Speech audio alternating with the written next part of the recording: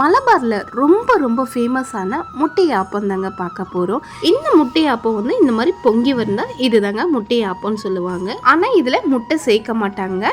இந்த முட்டை ஆப்பம் எப்படி செய்யறதுன்னு பார்க்கலாமா? இப்போ ஒரு கப் அளவுக்கு பச்சரிசிவை நல்லா ஒரு 3 வாட்டி கழுவிட்டு ஒரு 3 மணி நேரம் ஊற வச்சு எடுத்துக்கலாம். பாருங்க, அரிசி நல்லா ஊறி இருக்கு. இப்போ இந்த அரிசி மட்டும் மிக்ஸி ஜாரில் சேர்த்துக்கலாம். இப்போ அரை கப் அளவுக்கு சாதமும் சேர்த்துக்கலாம்.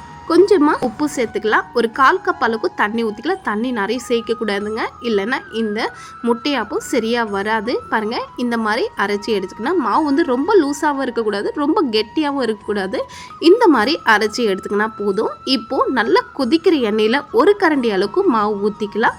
மாவு ஊற்றின உடனே திருப்பக்கூடாதுங்க. நல்லா இந்த மாதிரி பொங்கி வரும்போது தாங்க 2 பக்கமாக திருப்பி போட்டு எடுத்துக்கணும். இந்த முட்டை ஆப்பத்துக்கு சைட் டிஷ் வந்து சிக்கன் கிரேவி வச்சு சாப்பிட்டு பாருங்க. அவ்வளோதான்.